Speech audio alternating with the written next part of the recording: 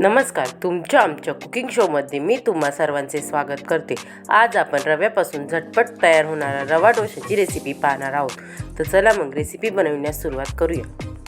त्यासाठी येथे मी मिक्सरच्या भांड्यामध्ये 1 वाटी रवा,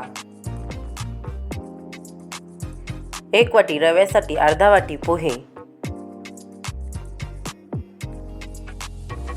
1 टेबलस्पून गव्हाचे पीठ, 1 टेबलस्पून बेसन पीठ, 1 टीस्पून साखर। आता आपण हे मिक्सरमध्ये बारीक वाटून घेणार आहोत। आता आपले हे बारीकसर वाटून झाले आहे। आता आपण यामध्ये अर्धा वाटी दही, चवीपुरते मीठ,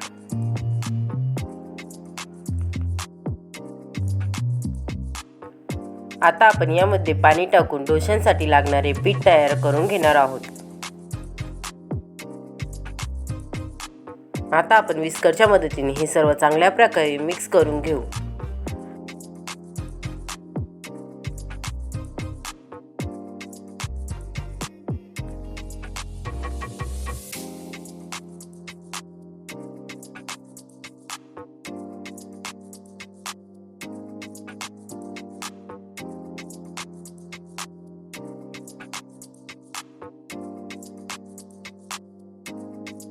आता आपले डोशांसाठी लागणारे पीठ बनवून तयार आहे।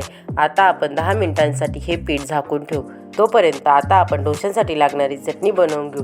त्यासाठी इथे मी गॅसवर कढईमध्ये तेल गरम होण्यासाठी ठेवले आहे। तेल गरम झाल्यानंतर त्यामध्ये आपण 1 टीस्पून मोहरी चांगल्या प्रकारे तडतडायला लागल्यानंतर त्यामध्ये आपण 1 टीस्पून जिरे, 4 ते 5 कढीपत्त्याची पाने, हिंग,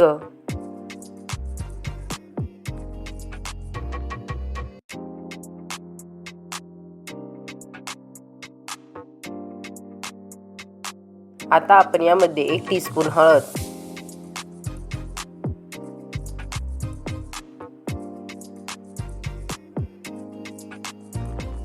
आता आपण यामध्ये शिजवून स्मॅश करून घेतलेला बटाटा टाकून घेणार आहोत। आता आपण हे सर्व चांगल्या प्रकारे मिक्स करून घेऊ।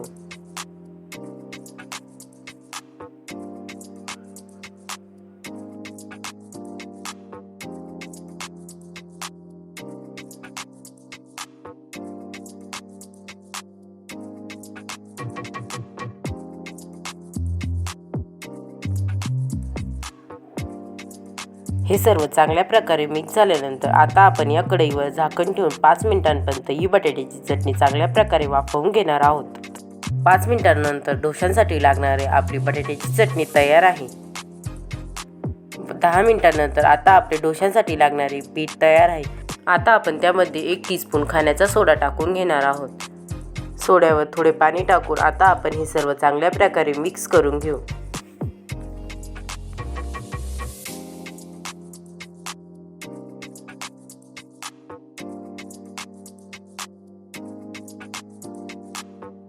आता आपले डोशांसाठी लागणारे पीठ तयार आहे। आता आपण याचे डोसे बनवण्यास घेऊ। डोसे बनवण्यासाठी येथे मी गॅसवर तवा गरम होण्यासाठी ठेवला आहे। तवा गरम झाल्यानंतर त्यावर आता आपण डोसा बनवून घेऊ।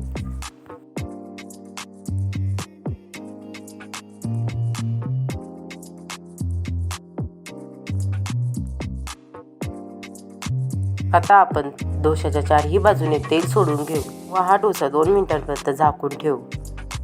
2 मिनिटांनंतर आता आपण डोशावरचे झाकण काढून घेऊ।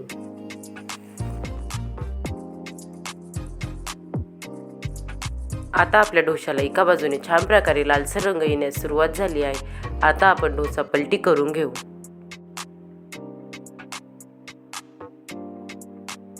आता आपल्या डोशाला आपण पलटी करून घेतली आहे। आता आपण दुसऱ्या बाजूने 2 मिनिटांपर्यंत डोसा भाजून घेऊ। सकाळच्या घाईमध्ये झटपट होणारा रवा डोसा तयार आहे।